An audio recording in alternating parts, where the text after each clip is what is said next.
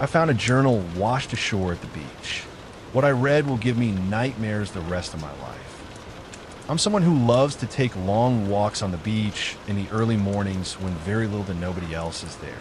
The sea spray on my face and the salt air in my nostrils always help make the 8-hour shifts I spend behind a desk somewhat tolerable. And the sight of the sun rising out on the misty waves has always filled me with a sense of calm. However, that changed yesterday when I was out for my walk. It was a slightly rougher day. The waves were crashing on shore a bit harder than normal, and the wind was whipping something fierce. As I strode across the beach, I noticed something out of place being pummeled around in the surf like it was a pinball. When I drew closer, I saw it was a plastic bag which had been sealed with duct tape at the top. Inside was what looked like a book of some sort, and driven by curiosity, I waded into the waves up to my ankles to retrieve it. When I got back to my car, I managed to open the bag and found that the book was actually somebody's journal, as stated by the inscription on the inside of the cover. It declared it belonged to a man named Anthony Hodgson, as part of an ocean-crossing sailing trip from almost 20 years ago. As I was late for work, I didn't read any more of it, and instead tucked it into my briefcase for safekeeping. I figured I could find out more information later on that night and try and return it to its rightful owner. When I got home that night, I immediately took the journal out and began reading excitedly. However, as I got further and further towards the last entry, my intrigue and excitement crumbled to dust, and it was replaced by some of the strongest dread and horror that I have ever felt. I wasn't sure what to do with it once I finished reading. There's not much I can do. I can't send it to anyone, and if I turned it over to any newspaper or TV station, I'm sure it'd be dismissed as a hoax. Finally, I decided that the only place I could come and share would be here, as I know many others come and share what they've seen and found. Let me know what your guys' thoughts are on this. But for me personally, what I've read has given me some of the worst nightmares I've had since I was a child, and will probably keep me out of the ocean forever. Here are the entries. July 15th, 2004, 3:34 p.m. Well, here we are, journal. Today is the day I've been dreaming about for most of my life. Ever since I was a little child, spending time at my aunt and uncle's house in Maine, reading their old sailing magazines, I've always had the desire to make an oceanic crossing, using nothing more than my skill, knowledge, and determination to get me to the other side. After almost 30 years of waiting, it's now finally my turn. And thanks in no small part to the group of friends I've forged in this journey called life. All in total, there are 6 of us who will be making this trip. Myself, Daryl, Xander, Winston, Holly, and Anastasia. It was Xander's idea for us to begin saving and pooling together our money to purchase a sailboat over 12 years ago. And now I sit in my cabin on what took what seems like an eternity to attain. Her name is the Lunging Lion, a 52-foot Sparkman and Stevens yawl from 1950, and God, is she one of the most beautiful things I've ever seen. And for something almost 55 years old, she looks as good as the day she first entered the water. We're currently docked at a pier in Boston, and I can hear the others loading the final crates of supplies and barrels of diesel fuel on board. Tomorrow, we will sail at the crack of dawn from here, with our bow squarely aimed for none other than jolly old England. I've done the calculations, and if we can average between 10 to 15 knots with the wind, it should be no more than a week and change to make it there. Almost 3,000 nautical miles of the Atlantic lie between us, and the end of a journey that we will remember for the rest of our lives. I would love to keep writing, maybe even wax a bit poetic about this undertaking, but I can hear the others calling to me to help them. So this is where I have to end this entry. For a first one, and as someone who's never written in one of these things, I don't think it was that bad. Write later, July 16th, 2004, 11:17 a.m. Good morning, journal. We are officially on our way. We woke up at just a little after 6 in the morning, and after a last few consultations of our charts and farewells with the harbor master, we cast off our lines and used the diesel engine to motor out of Boston Harbor. Once we were clear of the last marker buoy, we killed it and opened up the sails. I'm happy to report that the second they did, the wind blowing from the west caught them, and we shot off like a bullet from a gun. Currently, according to the readout, we're sailing along at a pleasant 9 knots. Not what we were hoping for, but still adequate. I do have to say, though, there's an extreme, almost sense of peace already. Boston and all the rest of land is slowly, but steadily turning into just a thin line behind us. And with the lunging lion under only sail power, the only sounds that can be heard are the creaking of the boat's wooden hull as she slices through the water, the sails and the rigging as they are slapped by the wind, and the cries of the seabirds as they follow us out to sea. And, of course, the shouts and laughs of my friends and I. Everyone's spirits are at a crescendo as the object of many late-night conversations turn from the stuff of drunken speculation to reality. I should point out that everyone on board has a job to do. Daryl and Winston are the two with the most practical knowledge on sailing, as they've actually sailed from Washington State down to Baja 4 or 5 years ago as part of a competition. They'll serve as the captain and the navigator for our trip. Thank God for them, or we'd be in way over our heads here. Xander and myself have some knowledge, but only from small trips, usually from Portsmouth up to Bar Harbor in Maine. So we're to help with piloting, while Holly and Anastasia will be working the rigging, raising and lowering the sails as needed, with our help, of course. Additionally, Anastasia will be serving as our cook for the duration of our trip. And considering some of the meals she's made, I am all for that. I just took a look at the depth finder mounted just beside the main hatch in the cockpit. According to it, the bottom is already over 3,000 feet below us. I know many other people might find such a revelation scary, but as someone who's loved the sea as long as I can remember, it's thrilling. I can only imagine what strange and wonderful creatures swim and float beneath us in the dark and cold waters, listening to the sounds of our hull creaking, reverberating for miles away, as sound travels farther in water than air. Daryl just asked me to take over the helm for a while, so I'll end this entry here. Right again soon, July 18th, 2004, 1:37 p.m.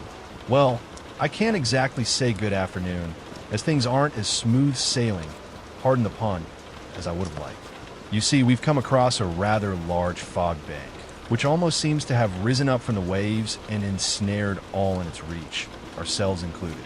You can't even see 20 feet in any direction, and whenever a sound is made, it tends to bounce off the fog back to you in a rather sharp echo. We've had to pull some sails down and reduce our speed to 6 knots to be safe. To tell you the truth, journal, it's really rather eerie.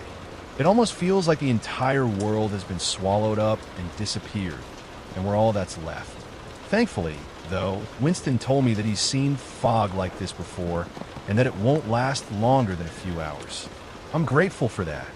Honestly, if it lasted longer, I feel it might pull on my sanity a little.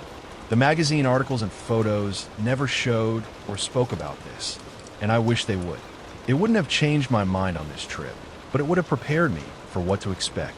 Something loud just splashed out in the gloom. None of us could see what caused it, but everyone topside heard it. It was only a single splash, one which echoed like the crack of a gunshot in the fog. When I asked Daryl what it could have been, he shrugged his shoulders. It could be anything, Tony, he said. Lots of things splash around in deep water. Could be a whale breaching. Could be a shark going after a school of fish. Hell, it could even be a piece of flotsam getting tossed about by a particularly tall whitecap. The explanation brought me more comfort. Instead of a sense of unease about the unknown, my mind is now filled with natural explanations.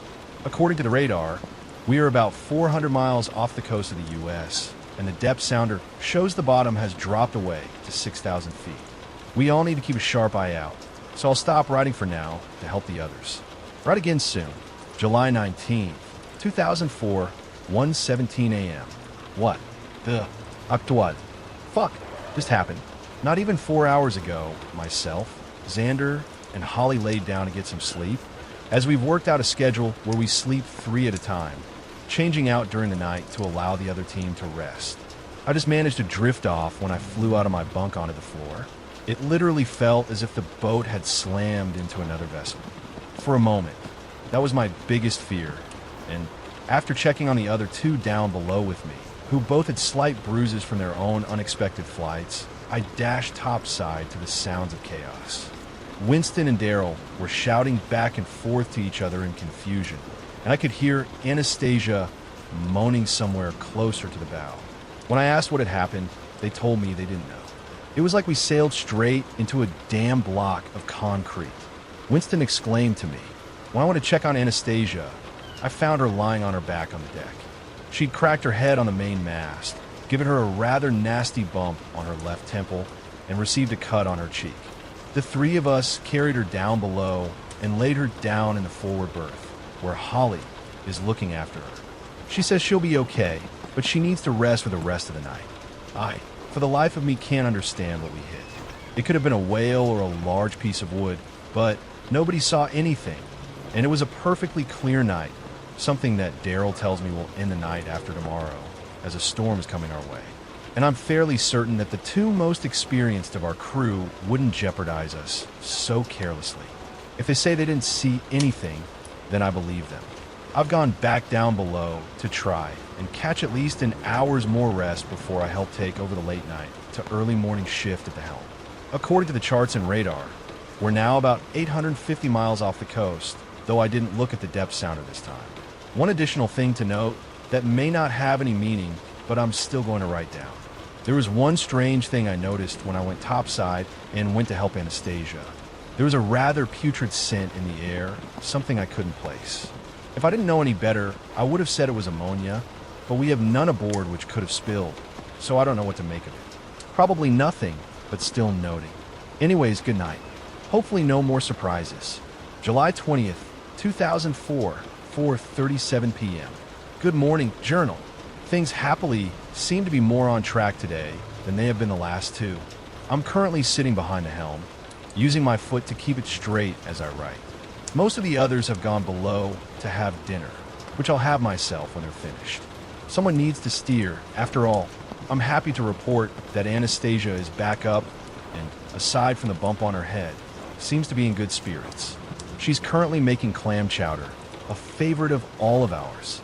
We've picked speed back up to about 11 to 12 knots with a strong tailwind, although earlier it died, causing us to have to tack back and forth before, regrettably, having to fire up the engine to carry us a bit farther. The sound of it was almost heresy out here in the silence, only broken by the wind and the waves. It was worth it, though, as I saw a truly amazing sight about half an hour ago. A sperm whale. It breached out of the water, not more than a half a mile away from us. Seeing that gigantic black leviathan leaping from the waves is a sight that filled me with joy.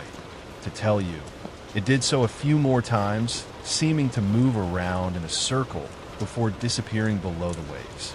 I've honestly never heard of sperm whale doing multiple breaches in such a short succession, but there's a first time for everything, I guess. Anyways, I look ahead now, and in the distance, I can see the storm clouds on the horizon, lightning occasionally flashing in the dark gray fluff. According to the report we got from Tanker on the ship's radio, it will be a bad one, meaning our initial plan to make it to England in just over a week is going to be extended to just about 2 weeks. Fine by me, as despite our setbacks and problems, I still am thoroughly enjoying this journey. Good Lord, did that just startle me? I heard a loud splashing sound off her stern behind me and swung around. There was nothing there, but it was so close I swear I could feel the water droplets hitting me on the back of the neck. Anyways, Xander's coming up to take over helm duties, so it's time for me to head below and eat. According to the radar, we're now over 1,300 miles out to sea, close to the halfway mark of our trip. The depth sounder says 12,000 feet of water lie between us and the seafloor.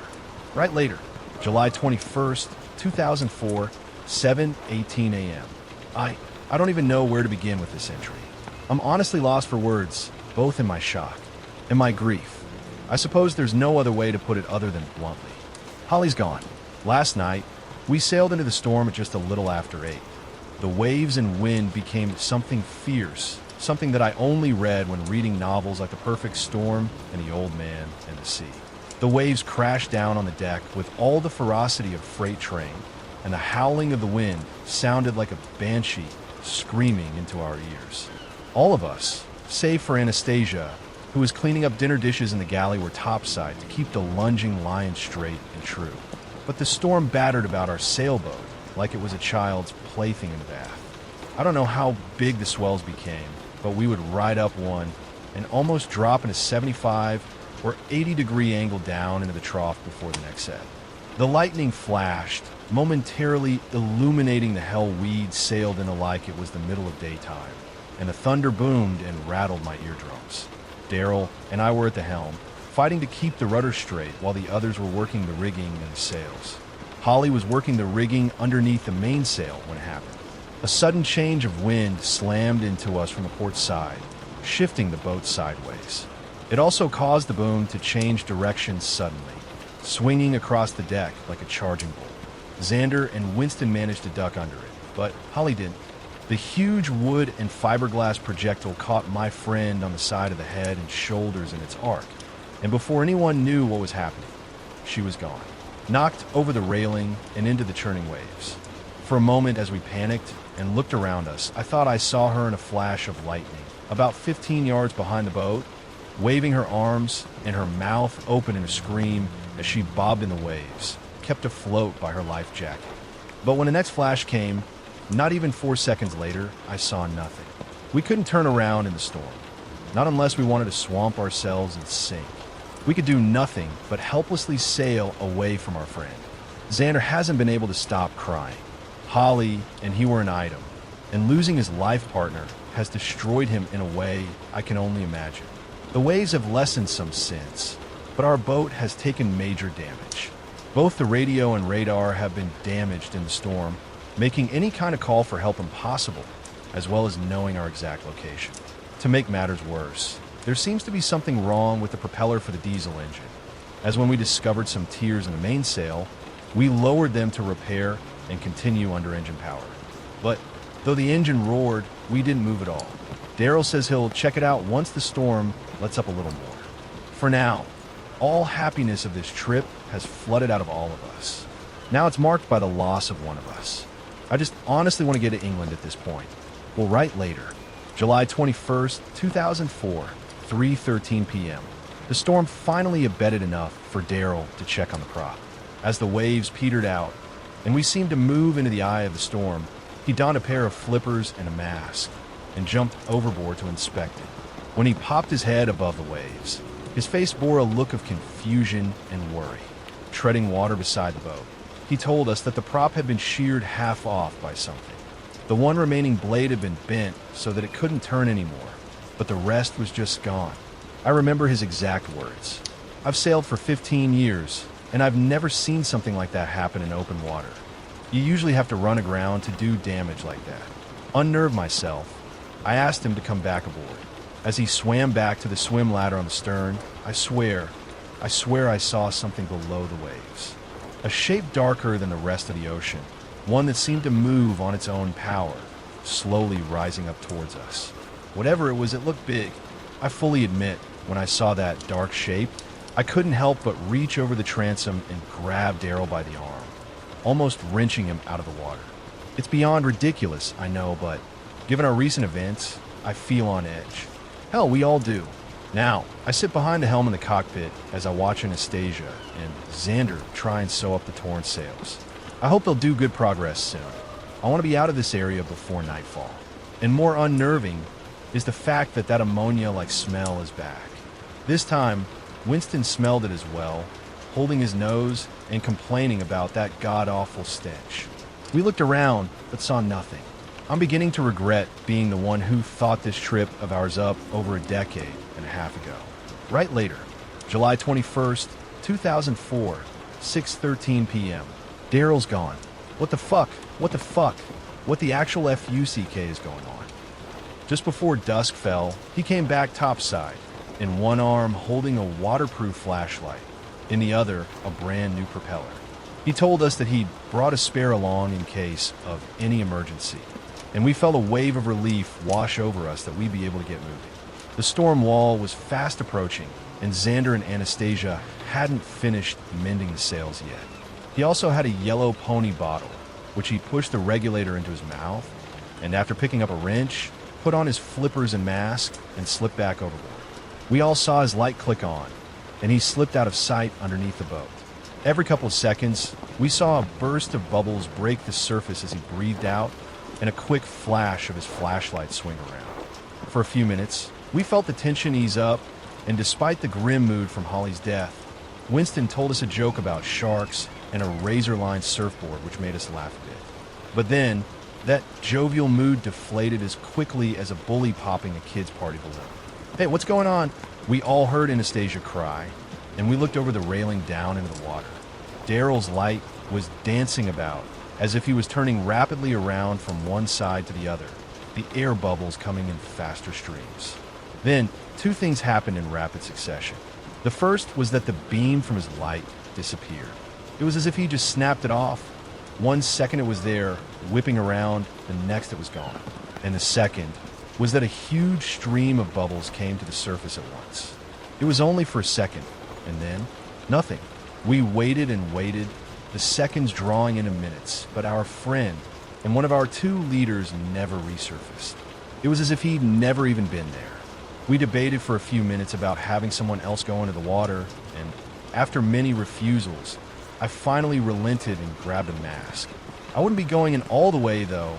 I would just drop down the swim ladder enough to see under the boat, and that was it. As it stepped down and felt the freezing water touch my feet, I felt goose pimples rise all over my arms and legs.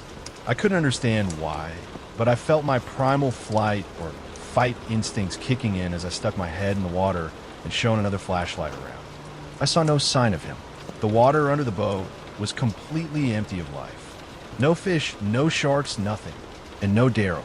I swung my head around, looking off into the gathering gloom, but still saw nothing. As I turned and looked down into the depths, however, I swear I saw a flash of changing color. It could have been a trick of the ocean, but I swear I saw one patch turn from dark blue, almost black, to a very dark maroon. That was enough to make me yank my head out of the water and climb back up from the swim platform. "He's not there," I said to the others.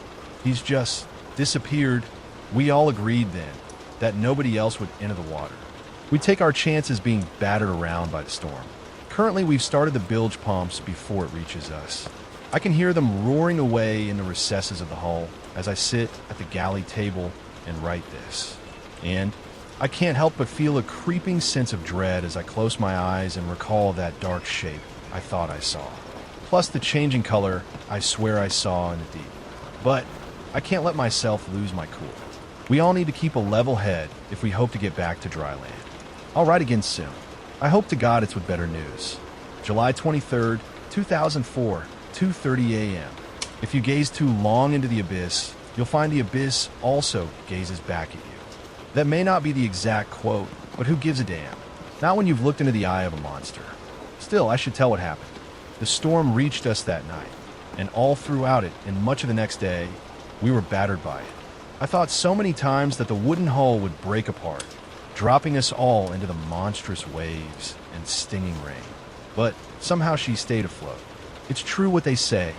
They don't make them like this anymore. As daylight broke, though, the storm increased in its ferocity, and we were forced to venture topside to steer the boat into the waves to keep from capsizing. Myself, Xander, and Winston went up after donning life jackets. We told Anastasia to stay below for her own safety. When we emerged, it was like stepping directly into hell. The rain tore at our faces, and the wind almost completely drowned out the sound of our voices. Lightning pierced the dark, and we worked with our remaining flashlights to raise what little sails we had left whole, and then began to try and steer towards what our compass and charts indicated was England. We had no idea how far we were from it, or how blown off course the storm had shoved us, but we had to try. For 3 hours, we were battered and beaten, but we seemed to make headway. That was when a familiar sensation struck our boat. The same concrete slamming sensation as before, making it feel as if we'd come to a dead stop in the waves, which began to wash hard down into the cockpit. Thankfully, the main hatch was closed, so no water got down below. What the hell did we hit? I heard Winston shout to be heard over the howling wind. Hell if I know, Xander called back to him, and I saw his flashlight beam shine down into the water. I don't see Dash, his voice cut off. You don't see what? Winston yelled back, but there was no answer from him. Feeling a piercing fear seized me. I shone my own flashlight beam up to where he'd been, near the bow. It illuminated him, still kneeling and clutching at the railing, staring down into the sea. "Xander, what the hell's the matter with you?" I screamed as loud as I could. Slowly, he turned to look up and back at me.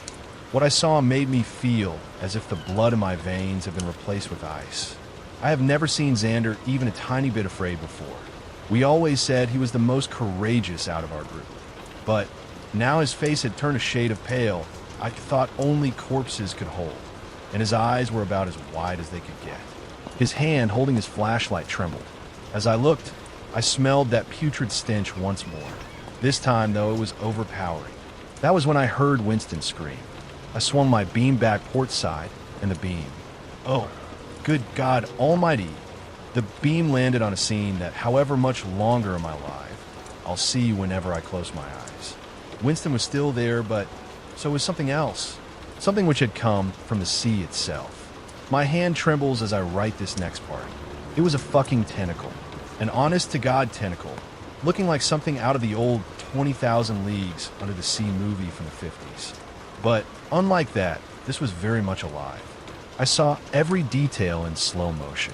The giant club of the tentacle, big enough to wrap around the mast, and filled with dozens of huge, wide suckers.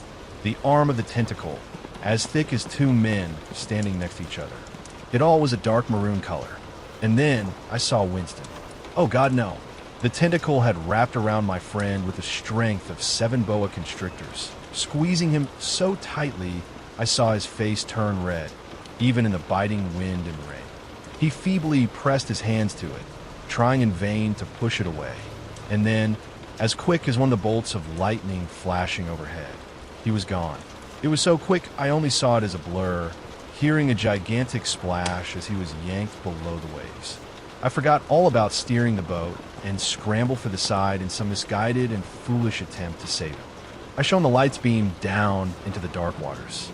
And fuck me running, do I wish I hadn't, because it shone directly into an eye, an inhuman eye the size of a wall clock, one which looked back at me with a cold and predatory gaze. The pupil contracted in the light, and it shot back underneath the boat. To the other side, Xander. I turned to scream for my other friend to get away from the railing, but he was already gone. I hadn't even heard him get taken over the wind and the rain. His flashlight rolled around on the deck near where he'd been kneeling, but he was gone. That's when I saw another tentacle rise above the railing a few feet in front of me. It felt around on the deck, seeming to move by a sense of touch as it searched for its next meal. For me, all courage left me, and I abandoned anything topside and dashed below. I slammed the hatch closed behind me and locked it, knowing full well if it really wanted to, the tentacles could easily rip it off its track. Anastasia was shaking when I ducked down below and saw her. She'd been looking through the side windows and seen what had happened to the other two. To Winston, her husband. As much as I was terrified, I went to her.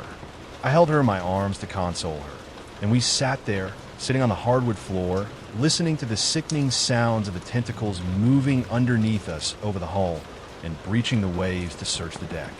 After a while, it stopped. The storm lessened a little, the waves ceasing their merciless battering of our boat. Anastasia finally drifted off to sleep in my arms, and I carried her to the forward berth. She needs sleep, so do I, but I can't bring myself to fall asleep. I know I'll be haunted by nightmares of that tentacle and I know it's still there. I can still smell that ammonia scent, even through the closed windows and hatch. For now, though, I'll just curl up on the galley seats. I don't know what else to do. There's nothing else I can do. Who gives a fuck about the date?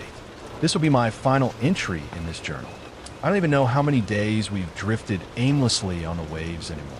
The storm finally passed, and the waves have remained relatively calm ever since.